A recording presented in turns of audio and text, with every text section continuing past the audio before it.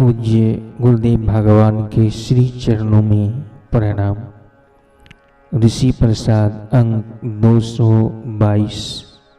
लेख गुरु वचन करते हैं रक्षण। पूज्य बापूजी के सत्संग प्रवचन से।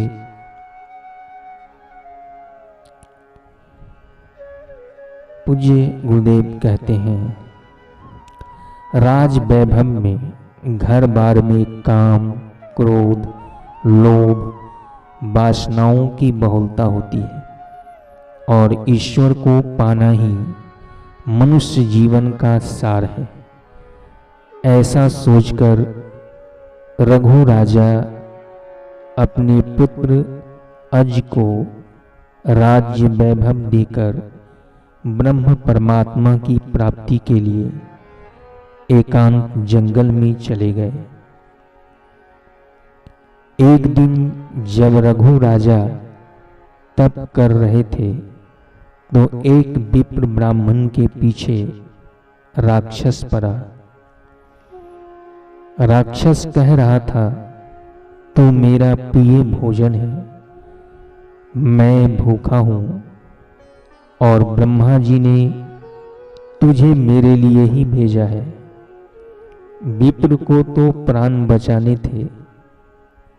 वह खूब दौड़ा और राक्षस को भी प्राण बचाने थे, क्योंकि भूख का मारा था। विप्र दौड़ते दौड़ते राजा रघु के चरणों में आया। बोला, महाराज, मैं आपकी शरण में हूं। रघु राजा ने कहा, क्या बात है? महाराज, मुझे बड़ा डर लग रहा है। निर्भय हो जाओ।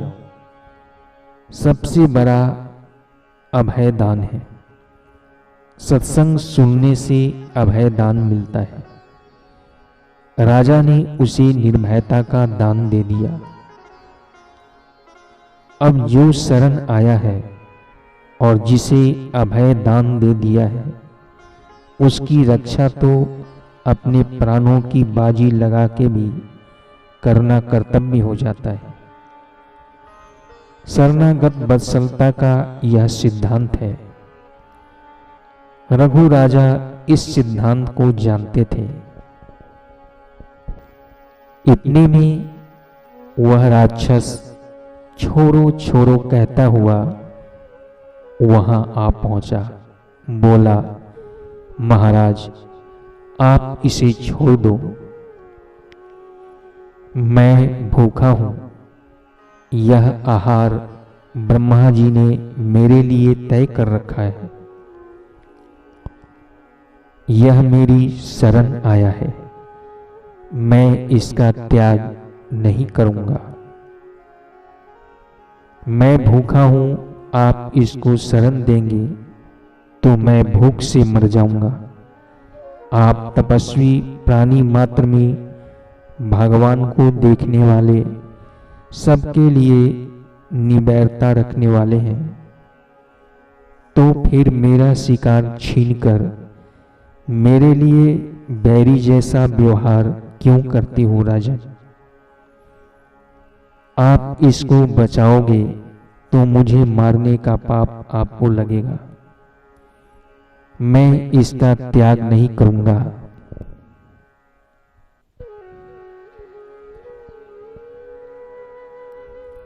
तुम अपनी पसंद का कोई भी दूसरा आहार मांग लो।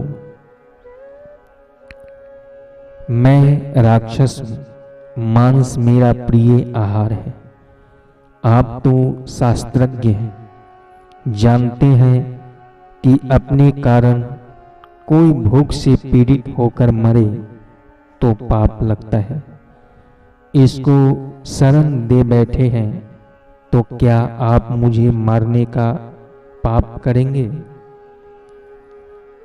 रघु राजा असमंजस में पड़ गए कि मेरा व्रत है निर्वैर, सर्वभूतेषु, किसी से बैर न करना, किसी का बुरा न चाहना। अब ब्राह्मण की रक्षा करता हूँ तो यह बेचारा राक्षस भूखा मरता है, और राक्षस की रक्षा करता हूँ तो ब्राह्मण की जान देनी पड़ती है। अब क्या करूं? तब उन्हें गुरु वशिष्ठ जी का सत्संग याद आ गया कि कठिनता के समय में हरि नाम स्मरण ही एकमात्र रास्ता है। आप सत्संग सुनते हो उस समय ही आपका भला होता है, ऐसी बात नहीं है। सत्संग के शब्द आपको बड़ी बड़ी विपदाओं से बचाएंगे और बड़े बड़े आकर्षणों से, मुसीबतों से भी बचाएंगे। मनुष्य जब असमंजस में पड़े हो तो उसे क्या करना चाहिए? भगवान का नाम लेकर शांत हो जाए, फिर भगवान का नाम ले और फिर शांत हो जाए। रघु राजा ने निश्चल चित्त से श्री हरि का ध्यान किया और कहा, पातु माम भगवान विष्णु। भगवान मुझे रास्ता बताइए।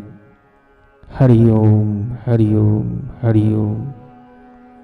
हे मार्गदर्शक, हे दीन बंधु दीनानाथ, मेरी डोरी तेरे हाथ। हम हरि के शरण हैं, जो सब में बसा है विष्णु, हम उसकी शरण हैं। भगवान की स्मृति करते ही देखते देखते राक्षस को दिव्य आकृति प्राप्त हुई। भगवान की स्मृति ने उस राक्षस के कर्म काट दिए। वह कहता है, साधो मैं पिछले जन्म में शतधुम्न राजा था। यह राक्षस का रूप मुझे मेरे दुष्कर्मों की वजह से महर्षि वशिष्ठ जी के श्राप से मिला था। राजन, तुमने हरि की शरण ली। तुम्हारे जैसे धर्मात्मा तपस्वी के मुख से हरि नाम सुनकर मुझे मुक्ति मिल गई। अब मुझे इस ब्राह्मण की हत्या करके पेट नहीं भरना है। मैं भी हरि के शरण हूँ। राक्षस की सद्गति हुई, ब्राह्मण को अभय दान मिला और रघु राजा तृप्त आत्मा हो गए। क्या भगवान का सुमिरन है? क्या सत्संग का एक वचन है? जो सत्संग का फायदा लेते हैं वे धनभागी हैं, और जो दूसरे को सत्संग दिलाते हैं उनके भाग्य का तो कहना ही क्या।